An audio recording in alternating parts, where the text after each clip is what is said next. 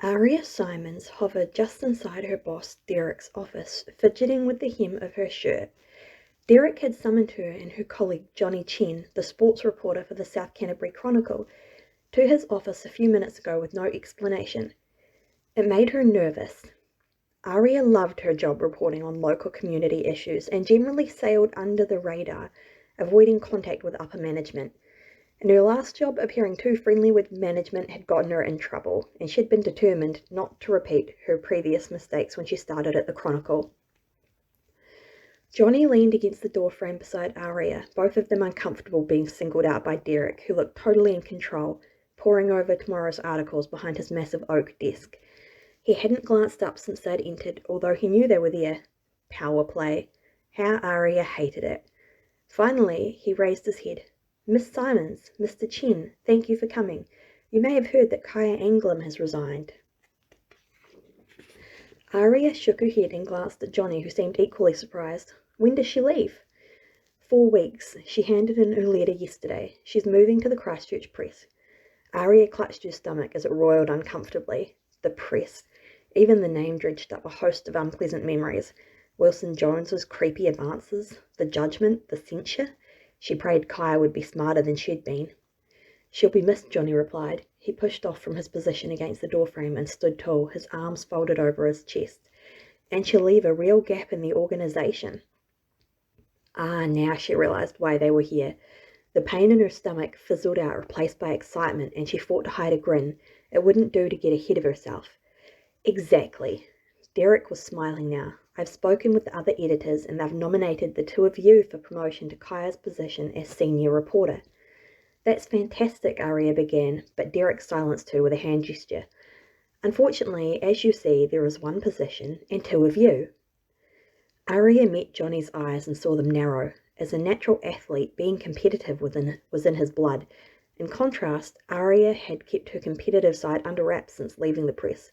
She'd always thought of her Type A personality as an advantage, until suddenly it wasn't. Putting it behind her had taken a lot of effort, and she just knew Derek was about to bring it back to the fore. Derek slapped his palms down on the desk and leaned forward, his smile taking on an edge. I will be reading all of your articles over the next 4 weeks, and whoever has stirred the most public interest at the end of that time will be given the promotion. Thank you for the opportunity, Aria said, pressing her palms together nervously. I'm sure we'll both do our best. This was it, her chance for redemption. Johnny nodded to her. May the best man win. We need to meet. Now. Aria recognised the voice on the other end of the phone immediately. Hello to you too, Eliza. What can I do for you? She'd called Eliza Brown and a few other contacts earlier, looking for a good story to start earning her promotion. Eliza had murmured something typically vague and hung up. One of 2 real estate agents based in Aria's hometown, Itirangi, Eliza was grey-haired and stern, reminiscent of a school headmistress, and it certainly wasn't her bubbly personality or welcoming smile that sold houses. Eliza was efficient, frighteningly so. I need to talk to you. I have some news you might be interested in. Regardless of how desperate Aria was for a juicy story, she had a 4 o'clock deadline and 2 articles to finish. Now doesn't suit. How about first thing tomorrow morning? Now, Miss Simons. The words were sharp. In another life, Eliza Brown would have made an excellent drill sergeant. It will be worth your while. Meet me in the bakehouse. Aria glanced at her watch. Just past 1 o'clock. She could finish her stories at home and email them in. If Eliza's story could help her win a promotion, she'd be a fool to ignore her. I'll see you soon. New Zealand famous for its award-winning pies and magnificent backdrop, Itirangi's bakehouse was built on a terrace above Lake Itirangi and looked out over an enormous body of azure water that stretched into the distance, ending at the foot of the Southern Alps. Suspended glacial sediments produced the rich blue of the lake. Itirangi translated to Little Sky in Maori, and the reason for the name was obvious to anyone who visited on a fine day. For then they would see a perfect reflection of the heavens upon the water. Eliza was yet to arrive, but Aria's friend Emily Parker, the local florist, was sitting at a table by the window. Red-headed and lovely, Emily was Itirangi's Businesswoman of the Year. Aria took a seat next to her and checked the time. A full 3 minutes had passed since the last time she'd looked. She turned to her friend. Hey, Em. Hey there, Emily greeted her, looking up from the newspaper and grinned. I'm just reading the article you wrote yesterday about the increase in local housing prices. Interesting stuff. Aria grimaced. Human interest stories were her favourite. Economics, not so much. If you say so. Emily returned to reading.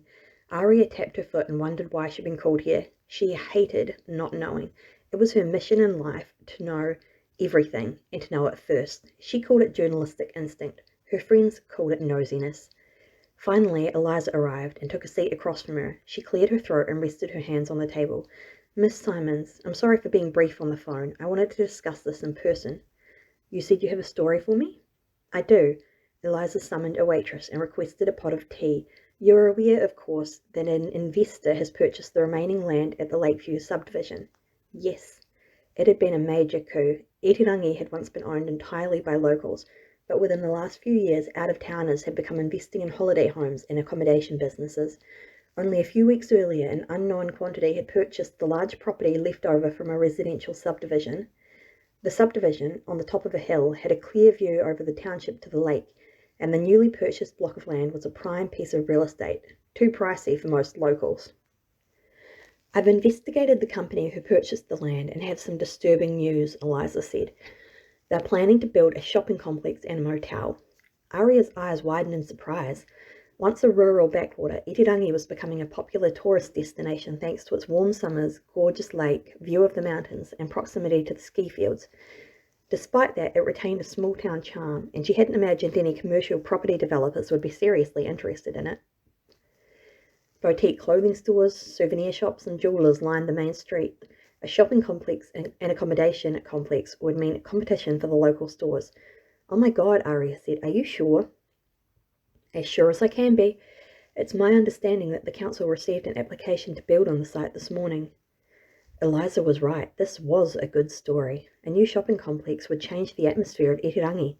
Surely the councillors won't approve it. Something of this scale would mean a change in direction for the town. Emily put aside her newspaper and interrupted. They almost certainly will. Dad thinks it's a brilliant idea. From what I've heard, the other councillors also on board. It'll create job opportunities and bring in more tourists. It was bound to happen eventually. But what about the existing businesses? Aria asked. A new development will mean more competition for them.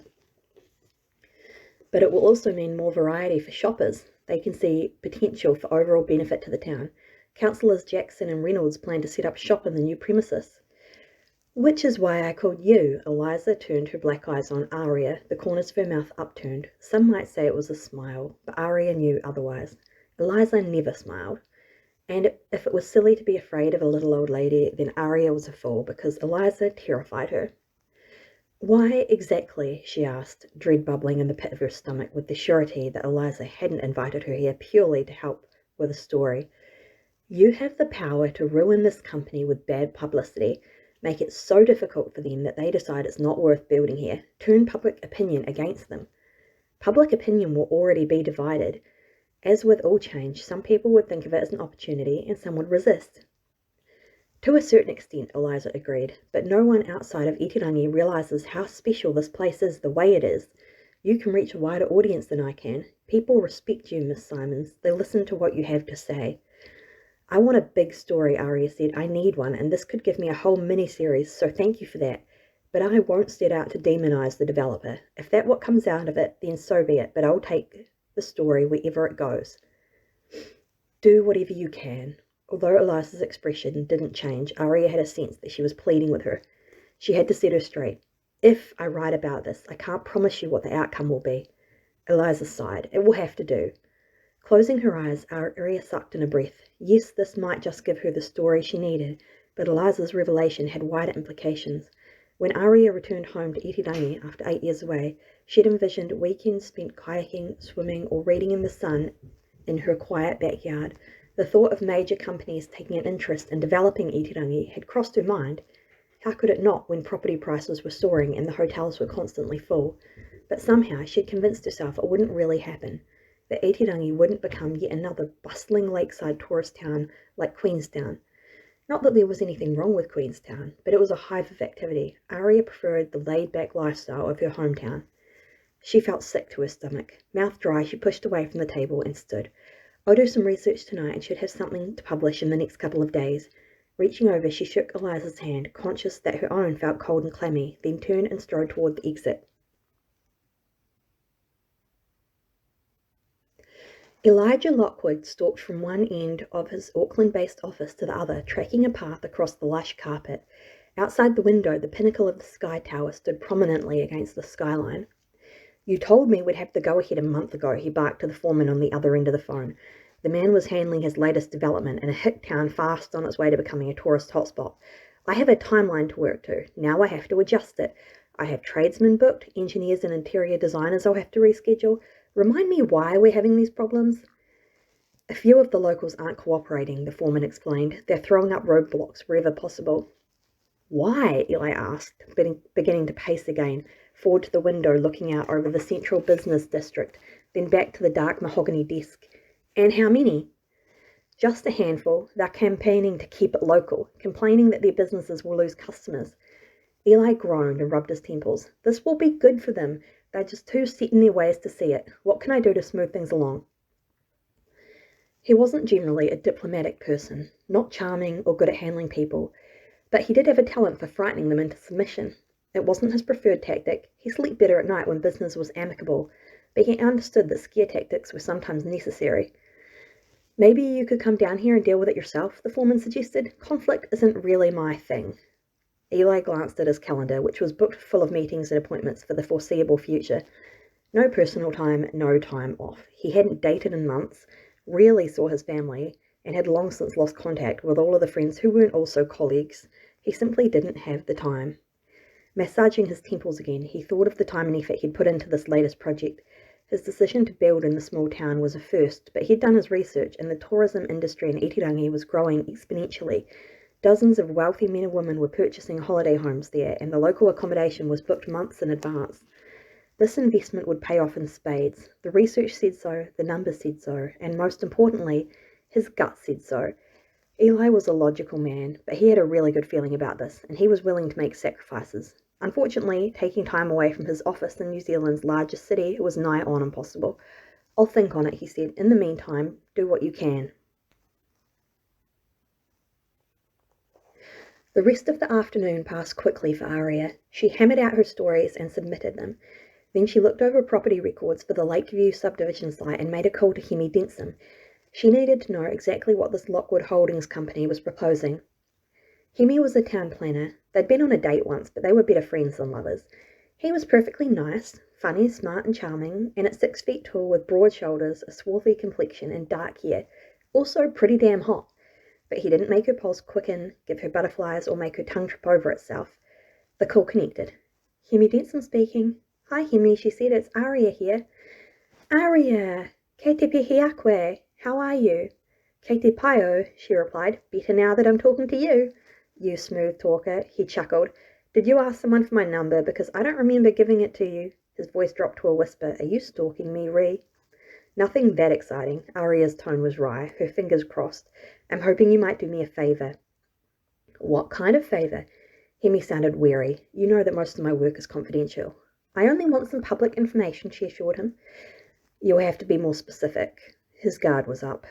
"Did you receive an application for a mall development in Itirangi?" Word spreads fast. Obviously, he discounted the town's penchant for gossip. "Sure does. I'll take that as a yes. Can I get a copy of it?" "You could have come to the council and asked at the front desk. Why call me?" Hemi's frustration was clear, even if she didn't know the reason for it. "Then I wouldn't have had the pleasure of talking to you." She was laying it on a bit thick, but couldn't help it. Hemi had a sarcastic sense of humour, as well as a natural irreverence, and he brought out the same in her. "Not funny, Ree." Sighing, she admitted the truth. "I was hoping to hear your opinion. You know, how it looks, whether it's likely to be approved. I've heard that the councillors support it." "You know, I can't tell you my opinion," he chastised her. "And who told you that the councillors support it?" "Emily Parker." "Councillor Parker talks too much," Hemi grumbled. "Emily isn't much better." "Hemi!" Aria was shocked. Rude comments were a world away from what she'd come to expect from him. "Emily is lovely." "Yeah, she is," he sighed. "Arohamai. Sorry, it's been a rough day. Do you know how many people have knocked on my door wanting to know about this development?" "A few," she guessed. No wonder he didn't want to talk about it. 8, he said. 5 angry ratepayers who think we should dismiss the application without even considering it, and 3 who think it's the best thing since sliced bread. That's rough. Hemi sighed again, and she could hear paper rustling in the background. I'll email the application through to your work address. The most I can say is that they're complying with the council standards for the building design. Thanks, Hemi. I really appreciate it. End of chapter 1.